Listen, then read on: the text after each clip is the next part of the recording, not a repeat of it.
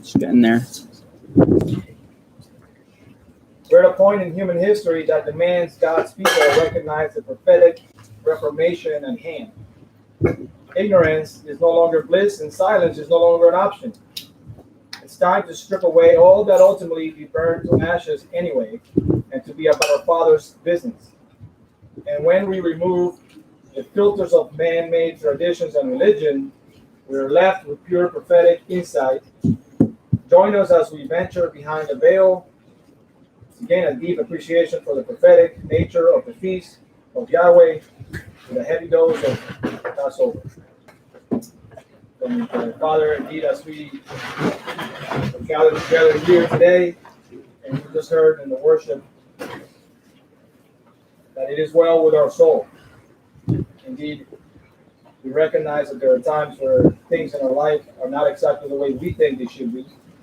But what we're supposed to rest on is the fact that they are exactly the way that you saw fit. And as we come together this Shabbat, this evening here, we welcome your spirit to be the host of this get-together. We ask you, Lord, that you baptize my brother Jeff afresh with a holy word and a heavy dose of that which you want your church to hear. To challenge us, to be able to empower us, to be able to guide and lead us by the truth and power of your word into the actions that you expect for each and every one of us to have for your kingdom. So we thank you again for your holy written word and that which we will take on to our hearts, that will find the crevices that need to be filled, the cracks that need to be corrected, the counseling that only you can give. So we thank you again, we praise you, we worship you. In Yeshua's name we pray. Amen.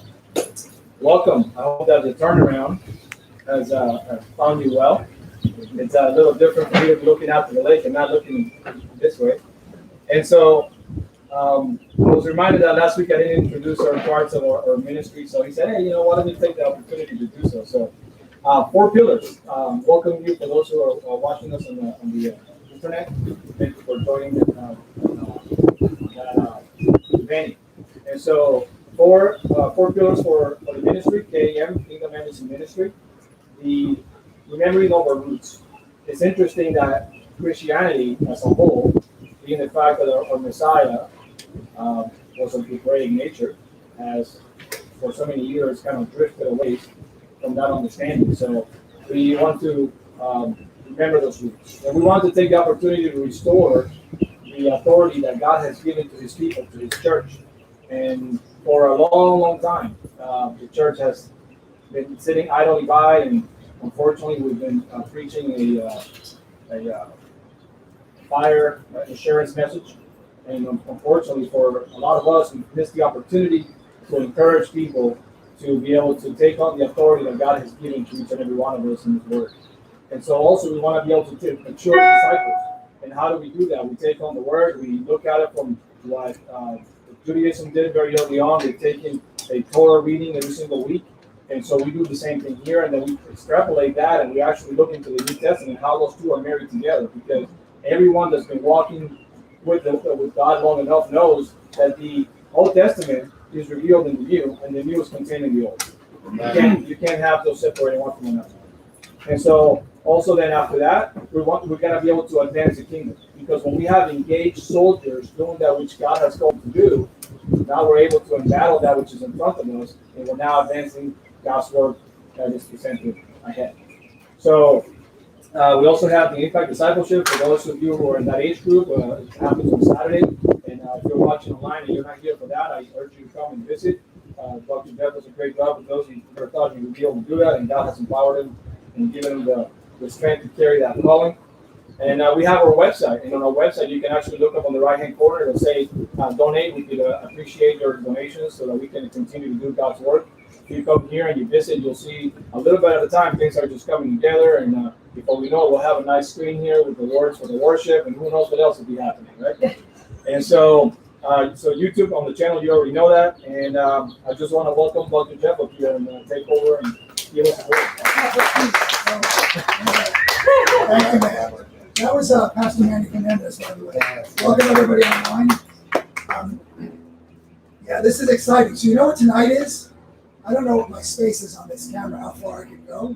Well, you can go further now. Here, Can I go? Can I go to here? go. Yeah. Stay. Take a step. No. Stay Can you see straight. me over here? Yeah. Okay, good. You can move around. Okay, so listen. Just don't tie your hands. Today is actually the second Passover. So let me explain that to you. 1 month ago was the beginning of the Hebrew calendar month, and Passover happened. And we kind of were scattered around. And instead of putting together a 160-person Passover like we usually do, we just did it in our homes. It was the first time in 20 years that I had only my family at the table. It's just amazing. It's an amazing time. And we decided, we should acknowledge Passover in the second month. The Bible makes an allotment for those that can't hold Passover in the first month, that we could do it 1 month later in the second month. That's what today is. We were thinking we were going to do a Seder and try to figure that all out. It really didn't come together, but I was having a conversation with one of our leaders, one of my prophetic mentors, Steve Wayne, and I said, should we do it? What should we do? And I looked into the Torah portion, and lo and behold, we're smack in the middle of Leviticus 23. Leviticus 23 is the area of the Old Testament that lists all of the feasts of the Lord. And I said, wow, how appropriate. We won't do a Seder tonight, but we will talk about the feasts and spend a whole bunch of time. Again, Manny mentioned the website. On that website, there's a sermon note little menu. Hit that. You can download the notes ahead of time. They're quite extensive every week, and they cover the entirety of the Torah portion. Today, I'm going to contract down, not just inside the feast, but I'm going to contract down to Passover. We also included a link. There's a hot link in the notes that leads you right to a document on the website. It's about a 25-page document on the prophetic significance of the feast. You can download that and read it. It's something I wrote probably, about 15 years ago. And it has all the details about seeing Yeshua, Jesus, in all of the feasts of the Lord. But as Manny read in that little introduction, we need a heavy dose of Passover. It's not that Passover is the most important feast. It's just that Passover is the feast where everything begins. Everything biblically significant begins at Passover. And so we have to really spend some time, especially in the world. As we do this teaching today, it's May 8th, right? I think 2020. I think we're at the tail end, maybe the tail end of this national lockdown of coronavirus. The whole world has been turned upside down. The church has gone silent. The churches around the country are empty, and nobody seems to have a prophetic answer. And I've been speaking to some prophetic leaders in Texas, prophetic leaders that are out there. Some that have pretty major voices, and I'm saying there's some pieces missing. And in this ministry that we started officially back last October, but really the roots of this started 20 years ago, as we were grinding out, many of us, week after week, trying to understand the prophetic significance of what God was saying in the scriptures with the Torah, the Old Testament, let's say, as the root of understanding this. Over and over again, I have discussions about the end of the age with believers, and believers want to jump right ahead to the book of Revelation, isolate Daniel, Revelation, a couple other key scriptures in the New Testament. They want to build their entire end of the age model based on that. I always ask one question: where are your feast of the Lord inside your end of the age model?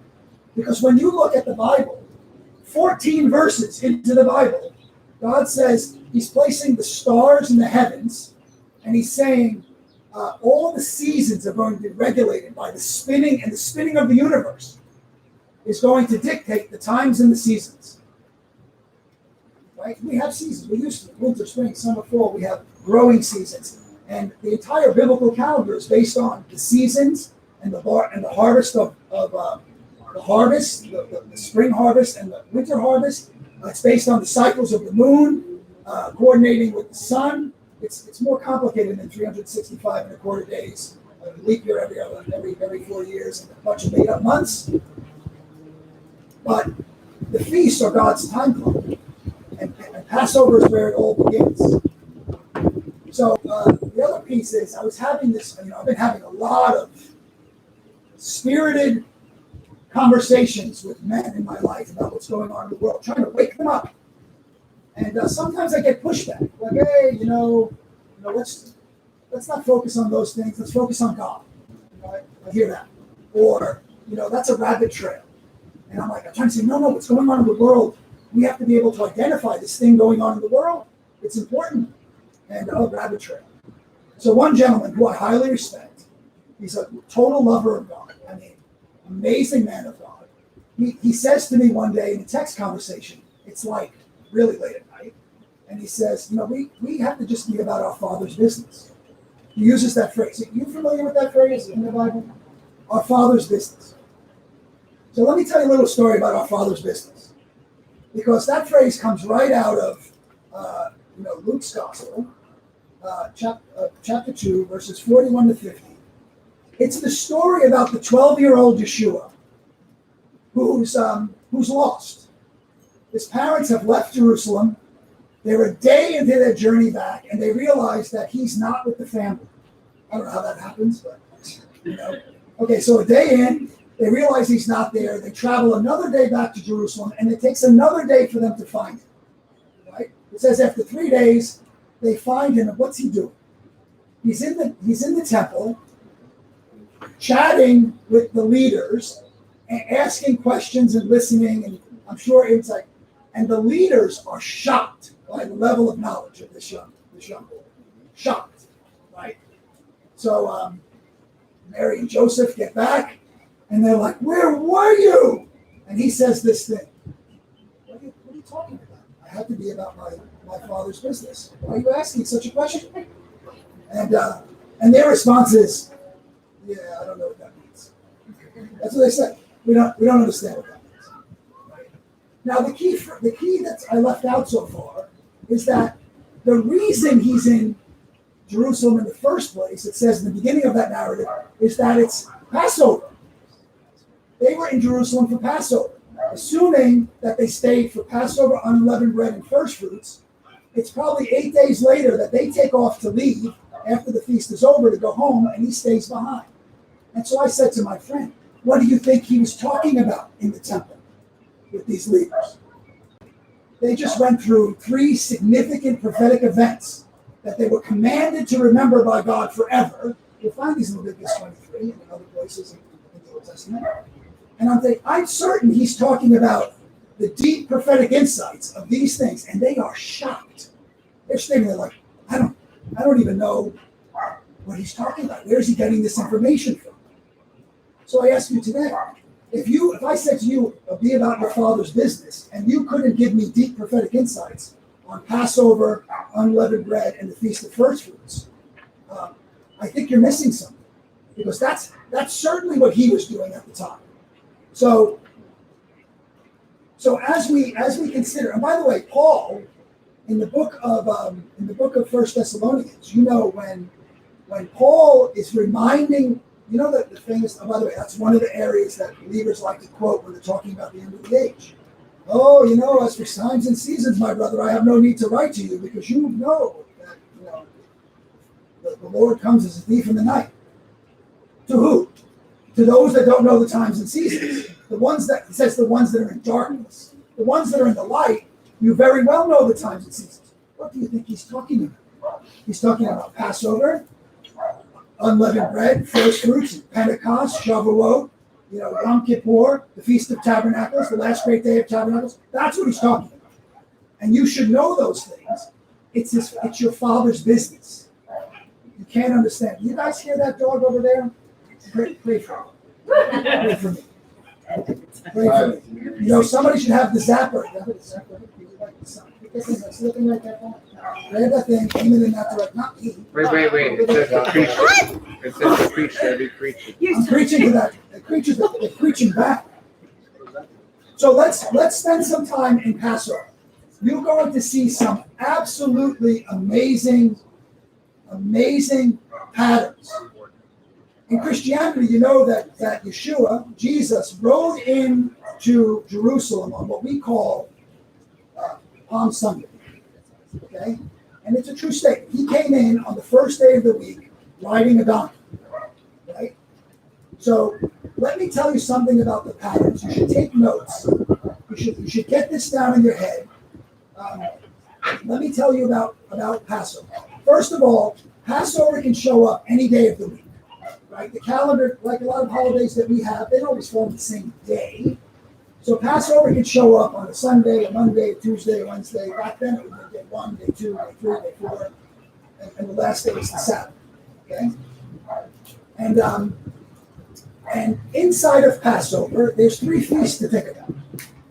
There's Passover itself, which is not a day. It's just in between the evenings. The 14th of the month to the 15th of the month, of the first month of the biblical calendar, is the Passover event. We'll talk a little bit more about that as we go.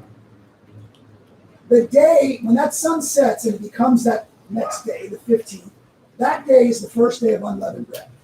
Keep that in mind. That is always a commanded Sabbath. It's a rest day. It's no different than, in a sense, that if it was a Saturday, the weekly Sabbath, you're commanded to keep it like it's a weekly Sabbath. But it's a feast Sabbath, okay? It's always the first day. Keep this in mind. The first day that follows the first Sabbath, that follows Passover, I'll say that again. The first day that follows the first Sabbath, that follows Passover. No matter when Passover is, go to the Sabbath that follows it. The next day after that, it's always the first day of the week, is the Feast of First Fruits. I want you to remember that. So you have Passover, unleavened bread, as Passover begins and the sun goes down, the first day is unleavened bread. The first day after the Sabbath that follows that is first fruits. And then at the last day of the 7-day feast is another Sabbath. Keep that in mind. Got it? Got that picture so far? Okay. The only time you can get 3 days and 3 nights. Does that ring a bell to anyone? That's the sign of Jonah. That's the sign that Yeshua gave to a wicked generation. 3 days and 3 nights. That Jonah was in the belly of a fish, 3 days and 3 nights, and the Messiah would be in the heart of the earth. If you count that on your calendar today, 3 days and 3 nights is still 3 days and 3 nights. It adds up to 72 hours. You have to get 3 days and 3 nights. The only time you can get 3 days and 3 nights between Passover and the Feast of First Fruits, you probably add this up, but I'll do it for you, is when Passover falls on a Wednesday night. It's the only time it happens. Right? Yep. So if indeed Yeshua, as he said, is the first fruits, 1 Corinthians 15, he's the first fruits, and he said he was going to resurrect 3 days and 3 nights later, 3 days and 3 nights in the grave, then Passover must have been and had to be a Wednesday night, the year he was crucified. You can relax. It was a Wednesday night the year he was crucified. It was a Wednesday night the year he was crucified. So now you might ask yourself, where do we get the Friday, Good Friday death? We get it from Catholicism, somebody says. We do. But forget that. We know that the math doesn't add up, right? You can't get 3 days and 3 nights from Friday night to Sunday morning, right? You can't get that. You get 2 days and 2 nights. Okay? That doesn't work. Okay? So where does it come from?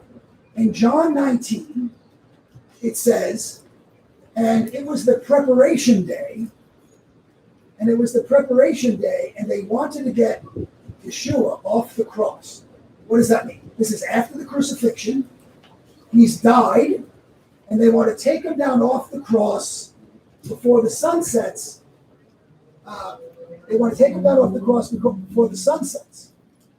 Does that you understand? Yeah. So the preparation day that they're talking about is before the sun sets on Passover, which then becomes a Sabbath, the first day of the week, the first day of the feast. It says in John's Gospel, they wanted to take him down because it was the preparation day, and the next day was a Sabbath, and that Sabbath was a high day. It says that phrase right there in John's Gospel in your New Testament, any English version. Right? John 19. What's a high day? That is a reference to the feast being the Sabbath. meaning it's not the weekly Sabbath they have to get him down off the cross. It's not Friday and Saturday is coming. It's Passover and unleavened bread is coming. It can be any day of the week. That week, it was a Wednesday coming to Thursday. And they want to get him down off the cross and put him in the grave before the sun goes down and before the Sabbath begins. And that's exactly what they do. So he rides into Jerusalem on a Sunday. That would have been the 10th of the Hebrew month. He's sacrificed on Passover, the 14th of the Hebrew month, and he resurrects 3 days later on the Feast of First Fruits. Does that make sense to you? It's a much better picture than Christmas and Easter Christianity, isn't it? It makes a lot of sense when you start seeing what's happening. Now here's the thing. What happened on the 10th of the month? He rode into Jerusalem and they declared, Hosanna in the highest. Blessed is he. They were declaring him the Lamb of God. That's exactly when Judaism would select the lamb. On the 10th of the month, they would hold the lamb that they were going to sacrifice for Passover until the 14th of the month. They would kill the animal in the day on the 14th so they could eat it for Passover. What time did Yeshua die? The 9th hour. What time is that on our clock? 3 p.m. Enough time to take him down off the cross and put him in the grave before the sun sets. You see the picture? It's essential that you understand these pictures as you're looking at the end of the age. This is a prophetic picture, and this only way for you to see, he was declaring himself the Messiah because he fulfilled the pattern perfectly. Do you see that? He rode in on the 10th, the Sunday. He was sacrificed on the 14th, a Wednesday. He was in the grave before the sun sets for the first day of unleavened bread, which was a Thursday. He resurrects what time? Exactly 3 days and 3 nights later. Saturday night before the sun sets. The sun can't set because if the sun sets before he resurrects, we have a fourth night.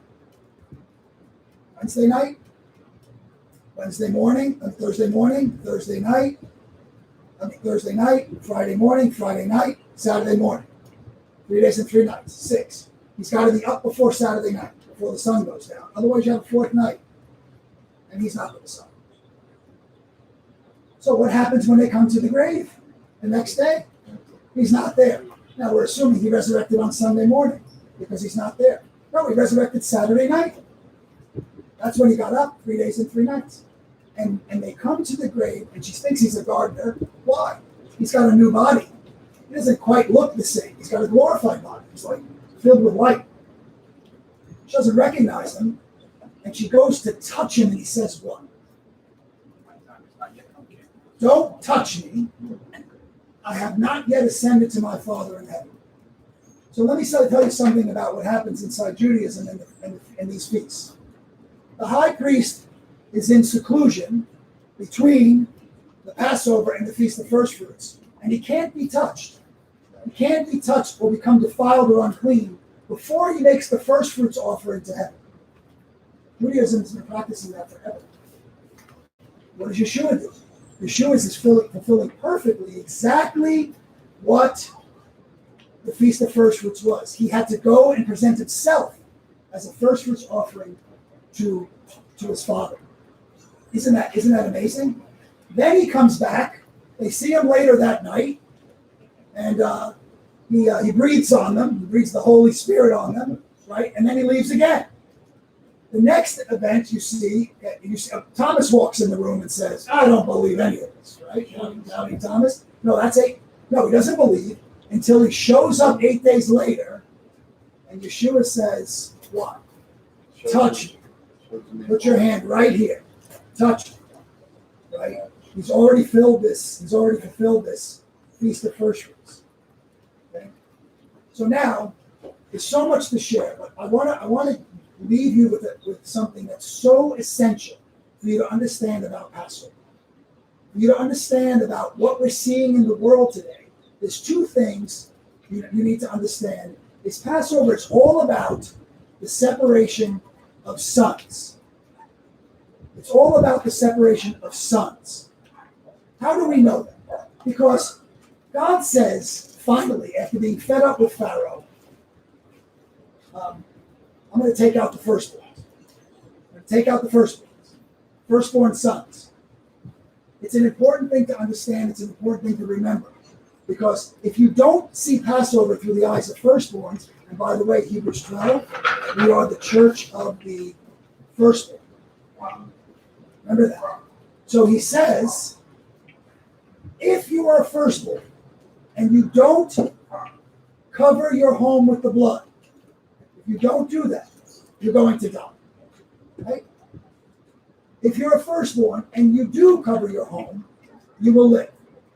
So we got first thing Passover does is it separates firstborns that have used the blood and firstborns that don't use the blood. See it? It also separates firstborns from non-firstborns. Why? Because everyone that's a non-firstborn is not at risk. So you have non-firstborns. I didn't put the blood. I'm a non-firstborn. I don't die. Whether the blood's applied or not, if you're a non-firstborn, it didn't save you. You didn't need it. Now that's a crazy thing to say in Christianity. You didn't need the blood? Well, some people didn't need the blood. It's clear. Only the firstborns needed the blood. Now we got to separate these non-firstborns. Some of the non-firstborns, they get out of Dodge with Israel. The Exodus takes place and they go, I'm going with you. Why? I'm getting on the winning side. I've already seen what's happened here. And the Bible says a mixed multitude left with them. Right? Some of those were Israel, non-firstborns, and a whole bunch of other slaves, maybe even some Egyptians. I'm getting out. Pharaoh's on the losing team. And they leave with Israel. Some of those non-firstborns, they stay. Oh, by the way, why did they leave? They didn't need the blood, but they certainly needed faith. So you have non-firstborns, no blood, faith. Then you have non-firstborns, they didn't need the blood, but they have no faith. What's their fate? They stay in Egypt. Okay, so now you have firstborns that need blood, they apply it, they have faith to apply the blood, they live, they leave. Non-firstborns don't need the blood, they have the faith to leave. Firstborns that don't apply the blood, no faith to put the blood, they die. Non-firstborns that don't need the blood, that stay, eventually die. They get death on the installment. They die anyway. So really what you have is the separation of sons of Passover separates people into three permanent groups, three eternal groups. Those that have, raise your hand if you hear yourself in this mix. Oh no, raise your hand. You have faith and the blood of the Lamb. Raise your hand if you have faith in the blood of the Lamb. Okay? That's everybody here, faith in the blood of the Lamb. Right? How about faith, no blood of the Lamb? Who's that? Judaism. Clearly they have, what did I hear? Judaism. Faithful Judaism. Those that worship the same God of Abraham, Isaac, and Jacob, and but they don't have the blood of the Lamb. Then you have everyone else. No faith, no blood. 3 eternal people groups. You must account for this in your theology because it shows up everywhere in the Bible. And if you're living inside of a Christian belief system that all there is heaven and hell and no earth, every knee will bow, every tongue will confess, heaven, on earth, and under the earth. There's always 3. And you have to account for this separation of 3 people groups. Now, presumably right now we're concerned with the people group that are of faith and of blood. Of faith and of blood. Okay? And now let's go and let's pretend that what's going on in the earth today and be concerned about the virus and the shutdowns and the economy. Let's pretend thinking about that is not a rabbit trail. Let's pretend that we have put this in some kind of perspective. Right? And let's pretend that it's, if we could just imagine together, that Passover is always the thing that identifies sons. It's always how sons are identified. And so we have this massive event going on in the world. And what God is trying to do is he's screaming, sons, stand up. true sons, remnant, stand up and come out. And come out. So we have this piece today of what's going to happen in the earth. We could spend all of our time focusing on the economy and the supply chain and your job and when's the lockdown going to end. We could spend all of our time doing that. And it's not that you don't have to have a concern for that in the practical in some sense. But as Christians, you really need to be saying, where are the sons? Where are the sons? So as we close out today, I want you to see this, because Yeshua himself, as he winds through his prophetic sermon in Matthew chapter 24, he first says, don't be fooled. You'll see a lot of things. Don't be fooled. Then he gets to verse 14 and he says this: and this gospel of the kingdom will be preached to all the world as a witness to the nations, and then the end will come. I want to change your paradigm on what that end means. That end doesn't mean, and then Jesus comes back. It means then the world the way you know it ends. Egypt and Israel separate. God's people and the world separate. Another exodus, a shifting, a revealing. It says in Romans 8, you've heard me say this, those that come here 1,000 times over, Romans 8, 18 to 21, all of creation is waiting in eager expectation for the revealing of the sons of God. And it's when and remember, creation, it says, was subjected to futility, but not because of what it did itself. It got subjected to futility, the decay that's taking place in the universe, because of man. Man did it in the garden. But all of creation will be restored when the glorious liberty of the children of God is revealed. That's what Romans 8 is saying. Yeshua is saying we need the gospel of the kingdom preached. That's why it's one of the pillars of our ministry. And we need a revealing of sons. We need the end of immaturity of our mitzvah. You're no longer a child, now you're an adult. That needs to come. Then you wind up all through these things going on, blah, blah, blah, Matthew 24. And then it says, and this generation will by no means pass until all these things are fulfilled. Isn't that interesting? This is why you know it's Passover language, because you have an exit, the end, and then you have one generation. That's exactly what happened with Egypt. Only one generation passed in the wilderness. Now that's strange, because the Bible says all through the Old Testament that the curse of the father should pass down to 3 and 4 generations. And yet, this curse is lifted after one generation. And you'll find in Numbers chapter, let me see if I can find it. Numbers chapter 11, Moses says, and now I pray. This is 11, Numbers 14, 17 and 19. And now I pray that the power of the Lord be great, just as you have spoken, says the Lord, loves long suffering and abundant in mercy, forgiving iniquity and transgression, and by no means clears the guilty, visiting iniquity of the fathers to the children, to the 3rd and 4th generation. And then Moses says, but pardon the iniquity of this people, I pray, according to your greatness and your mercy, just as you have forgiven the people from Egypt until now. And he does. He releases them to go in one generation out of the wilderness. One generation. And so it's likely we as adults, everybody, that generation that died in the wilderness was everybody who was 20 and over. The 20 and over generation is considered the adult, and underneath 20, they had a pass. We got 20-year-olds in the back going like this. No, dude, that's not good. That means you die in the wilderness. Put your hand down. You don't want that. No, but the point is, you want to birth a generation that's not, listen to this, not carrying the sins of their fathers. That's powerful. That's what we're looking for in the earth. A generation to rise up and birth a generation that doesn't carry the sins of their fathers. So you have this end, you have this one generation, and then you have this.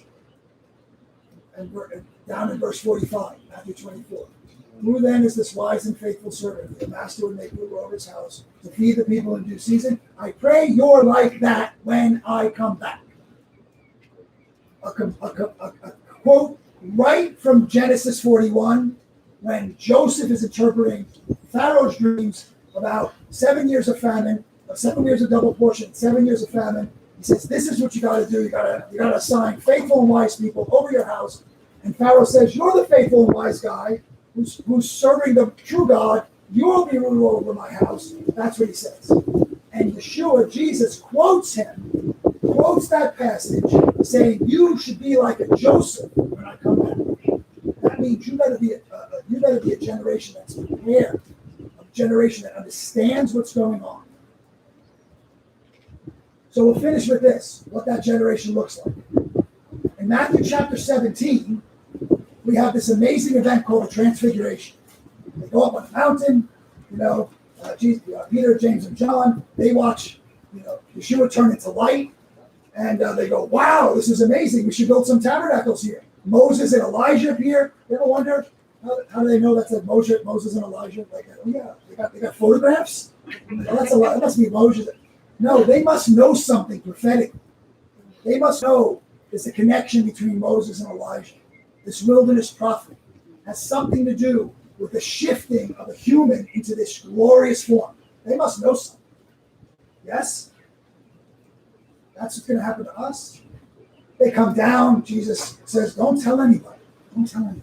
He goes with that. Don't tell anybody. You're going to run and scream. The guy got over the mountain. He turned into light. And Moses and Elijah appeared. And it's amazing. Right? Then they come back and says, what? What do they ask him? Why did the scribes say Elijah must come first? And then you get the answer. Elijah must come first to restore all things. Come first what? Come first what? Come first before him. Before he comes back.